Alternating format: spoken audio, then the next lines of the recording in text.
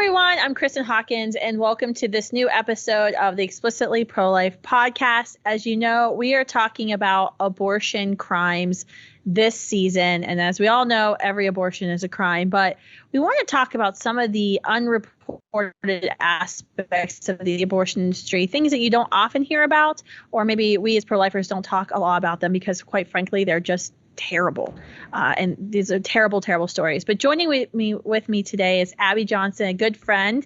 Abby, as you all know, she doesn't really need much of an introduction, was serving in the abortion industry, was a director of Planned Parenthood there in College Station, Texas. She just celebrated her 12th year since walking out the door of Planned Parenthood, joining the pro-life movement. Since joining the pro-life movement, she's become a powerful voice for the preborn and their mamas. She's founded And Then There Were None, which is a ministry which serves women and men who are serving in the abortion industry, helps get them out, gets them healing that they need, jobs, whatever they need. Abby and her team are there with them. And so far, they just had their Quitters Ball, which was amazing. I watched the live stream, Abby. You've helped over 600 former abortion facility workers leave their jobs and quit the abortion industry. So thank you so much for coming on today.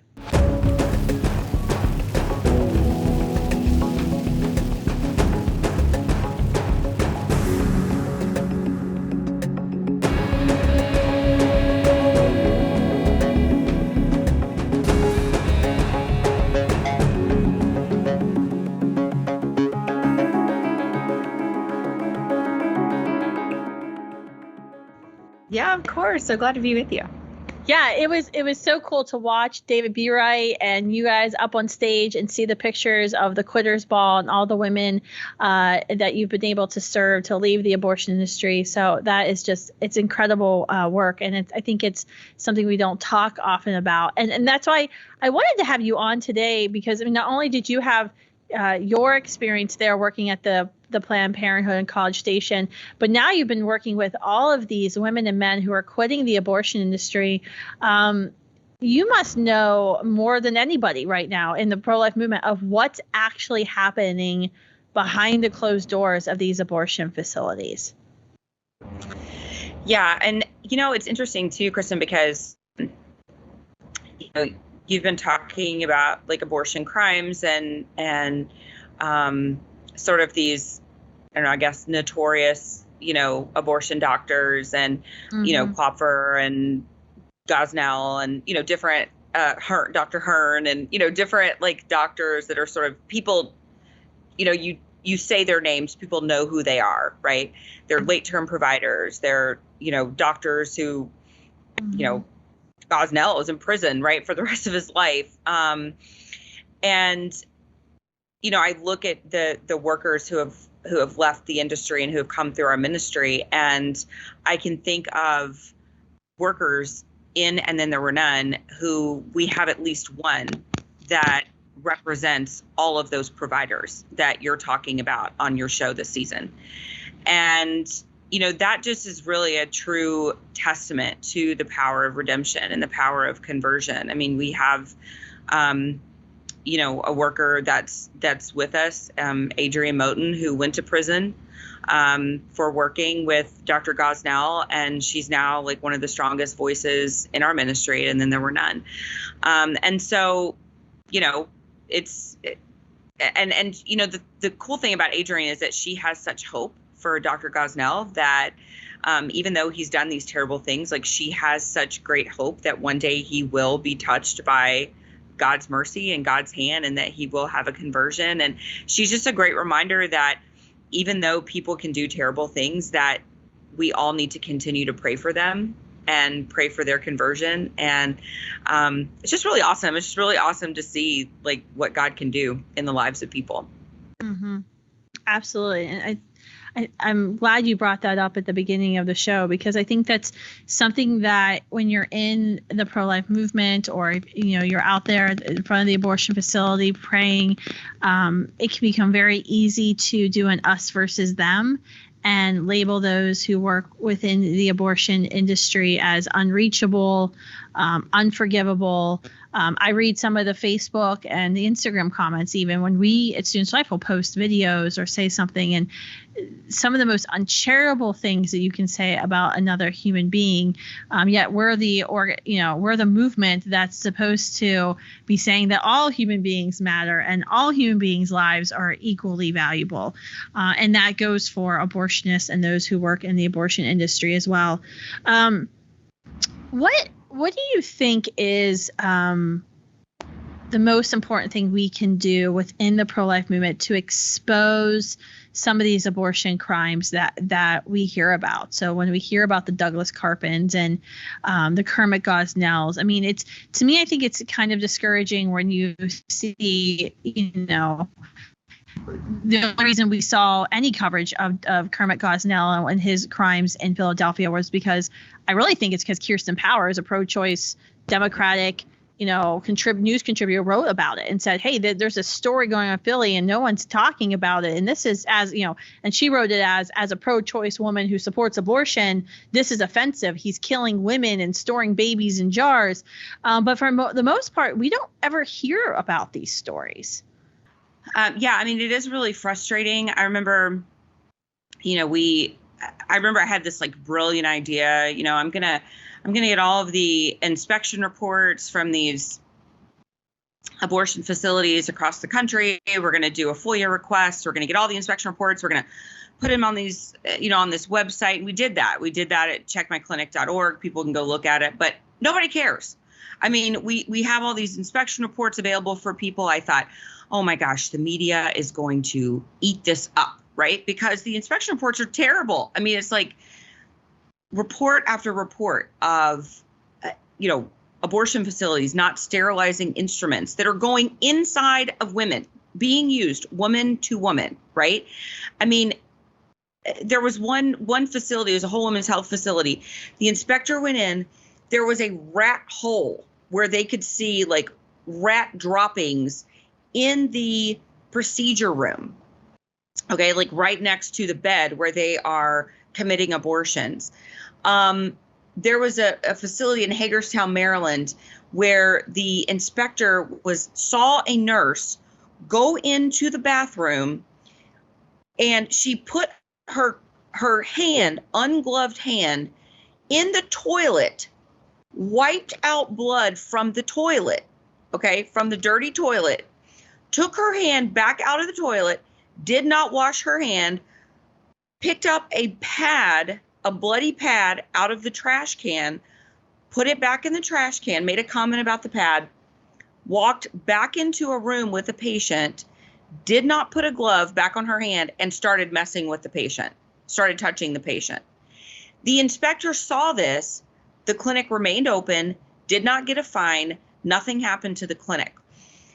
I mean, we compiled all these inspection reports and I thought, oh my gosh, this is going to be the end, right? I mean, the media is going to eat this up. Everybody is going to be sharing about this. But I mean, I just thought the idea was brilliant. Nobody cared. Nobody gave a crap. Nobody posted about it. Nobody did any stories about it. The media didn't care. It's like, and I don't know why I thought anybody would care. I mean, look at how long the abortion industry has been given a pass for their egregious, insidious behavior, right? Mm-hmm. I mean, look how long, just look at Gosnell, for instance. Look how long he went about, hurting women,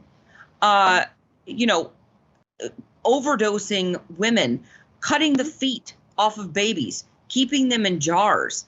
I mean, look how long the only reason that Gosnell was even caught was because the police came in because they thought he was running a pill mill, not because he actually killed a woman. Klopfer, nobody ever came in and did anything to him. He died. That's how we saw it. He died. And they found fetal remains in his car.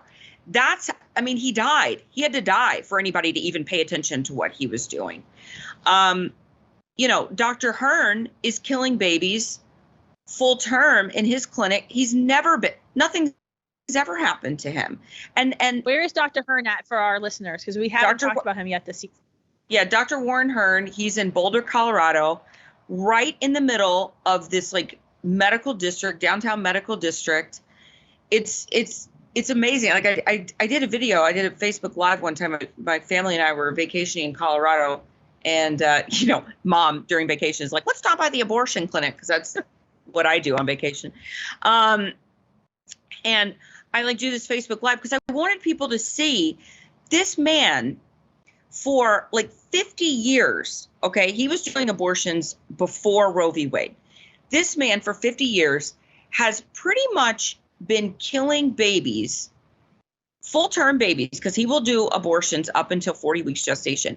He has been doing it virtually unopposed in the middle of Boulder. And when I went out there, no protesters, nobody out there.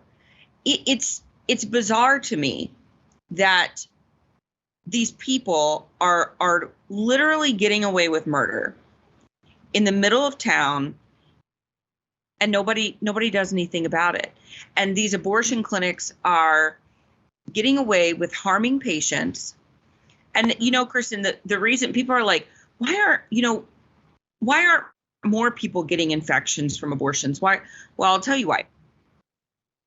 Because every single patient that leaves after having a surgical abortion is being given a round of antibiotics. Now, there's no reason for them to be given a round of antibiotics, right? Like I've gotten all kinds of like day surgeries, right? I'm not given antibiotics after I don't know. I had like a uterine ablation one time because I have fibroids. They didn't give me antibiotics. Okay. Yeah. I had my tonsils taken out. They didn't give me antibiotics, right? Why? Because everything they do in those day surgeries is sterile. It's clean. There's no possible reason that I would get an infection. Yeah. But in abortion clinics, they always give you a round of antibiotics when you leave. Why? Because it's not sterile. It's not clean. You do have a risk of serious infection when you leave the abortion clinic. So they give every patient a round of antibiotics. Wow.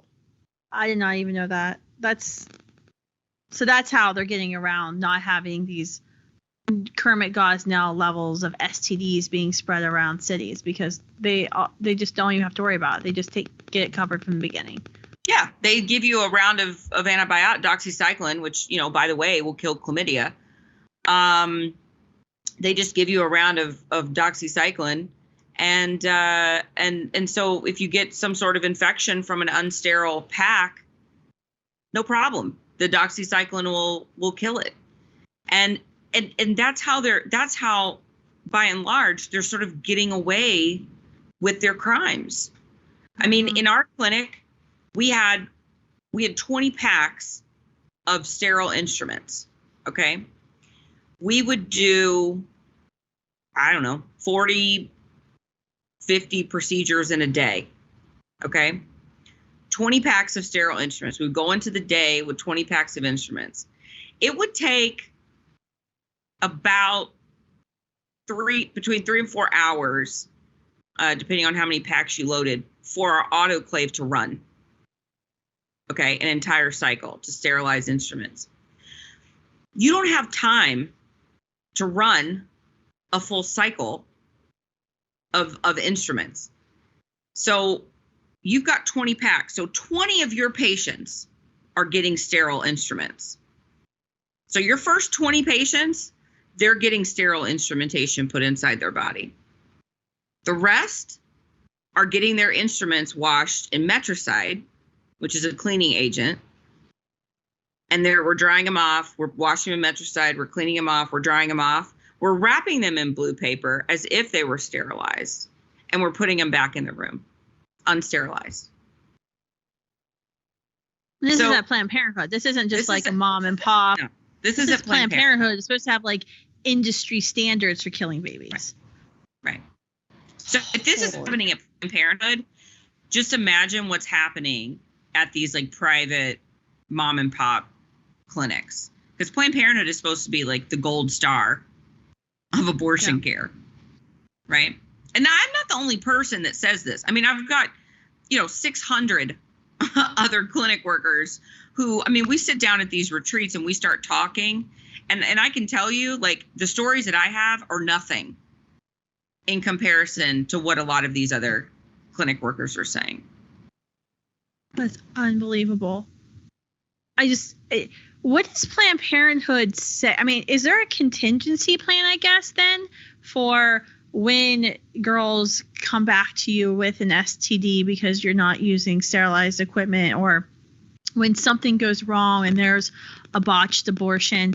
Is there contingency protocols that when you were at Planned Parenthood you had to, follow? Like, okay, I'm gonna call this person, I'm gonna call this PR person. Like, is the first, I mean, I don't know, is the first call to the lawyer and the PR person, or like, I would imagine there's something in place there.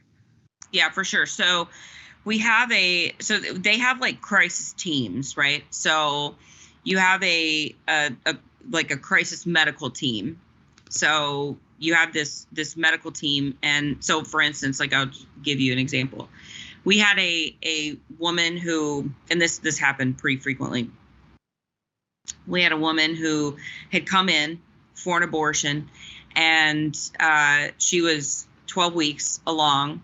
Now, after the abortion, we talk about this all the time, that there's, the POC part of the abortion, right? So, the lab tech is supposed to make sure that at 12 weeks along, 2 arms, 2 legs, torso, head.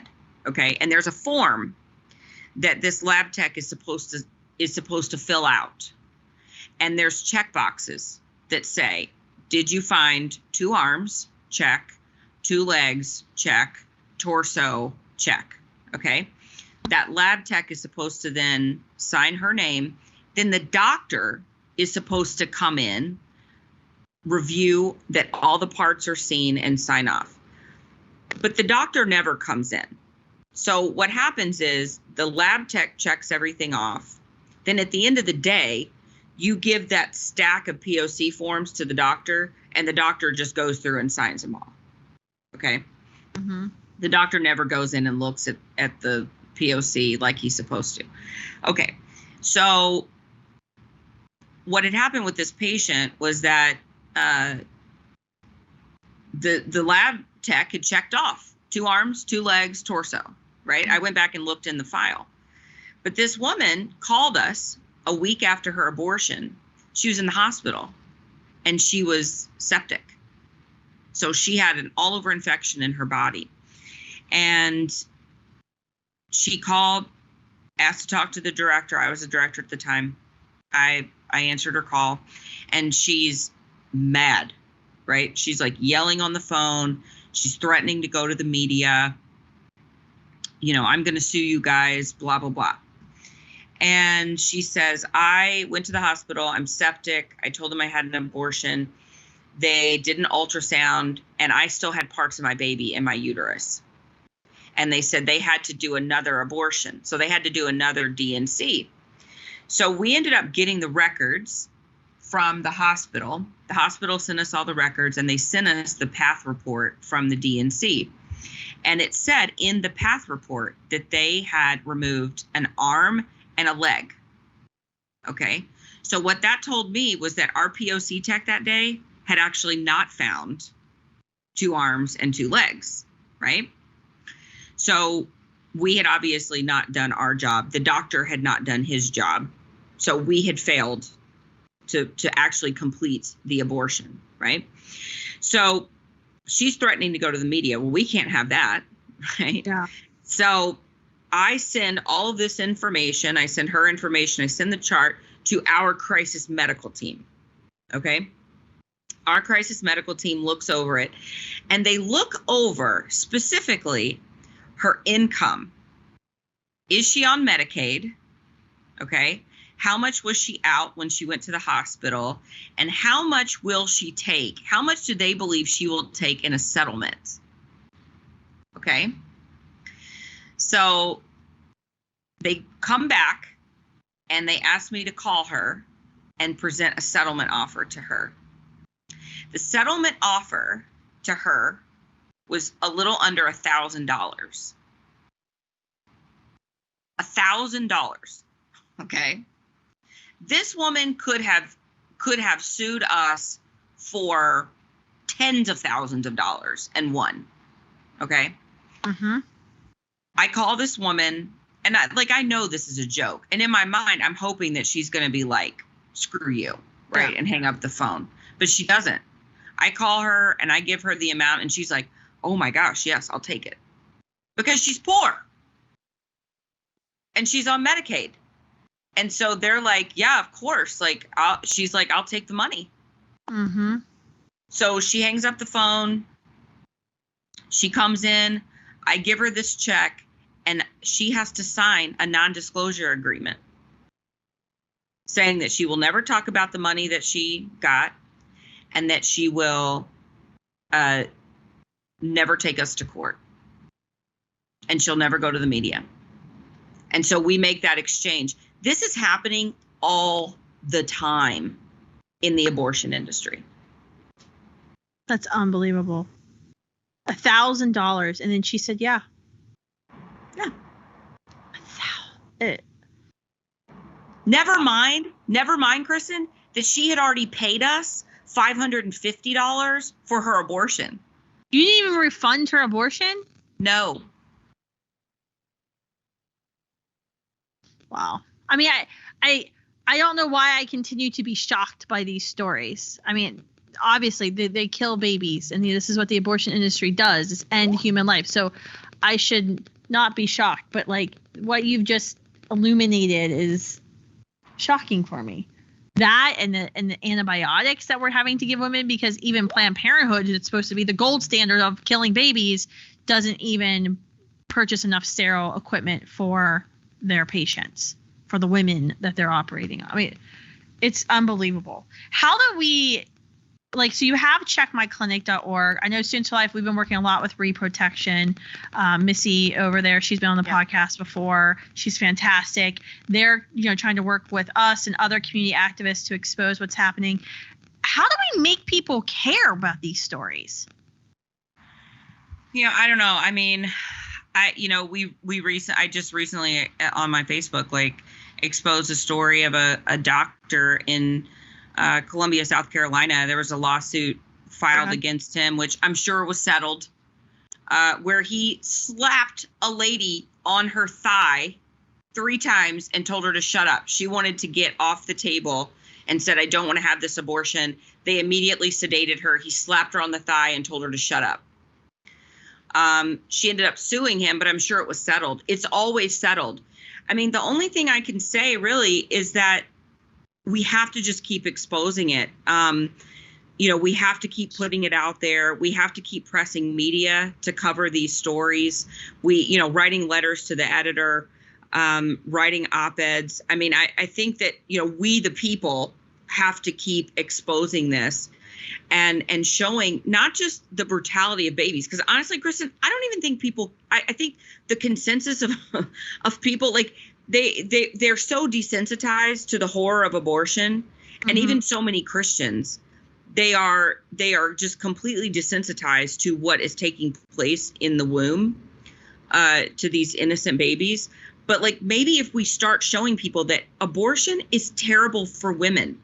Look at what these doctors are doing to women. Look at how it's hurting women. I mean, maybe if we do enough of that, people will actually start paying attention to the heinous nature and the barbarity of abortion. Yeah, I think you're right. I think you're definitely onto something. We're going to have a podcast here in the next couple of weeks talking about some research we did on the movable middle women. And it's talking about how abortion hurts them, how it's hurting your sister, how it's hurting your girlfriend, that causes people to give abortion a second look. It's a more self-interested argument, I would make, but it's one that people more easily identify with. So that's why I love what Check Your Clinic did and continues to do to raise awareness about how abortion is harming women and it's hurting women. And you can claim to be pro-choice or for the right to have an abortion, but how can you say that you're okay with how Planned Parenthood and the rest of the abortion industry are committing these abortions and how they're treating women and putting them at risk? So thank you, Abby, for coming on today. It was really good to catch up with you a little bit. And I was taking notes while you were talking. So I certainly have some things I need to think about and research and spread the word about, especially what you've illuminated. So how does everyone follow your podcast? I don't know. My podcast is called Politely Rude. And I think you have a theme going. I was explicitly pro-life and now you're politely rude. Like, I don't know what the theme is here or what people are trying to tell us. Yeah, people can find it wherever, Spotify, Google Podcasts, Apple, wherever. Politely Rude, and my website is abbyj.com. Awesome. Well, thank you so much for coming on. Thank you for all that you do. And I am so grateful that you walked out and had the courage to walk out of Planned Parenthood 12 years ago. And hopefully one day soon, we'll have a mass walkout of every abortion facility worker in America just going on strike permanently. So thank you all for joining today. Thank you for tuning in to Explicitly Pro-Life. Make sure you share this episode with every person you know, especially those who say, I don't like abortion, but thanks, guys.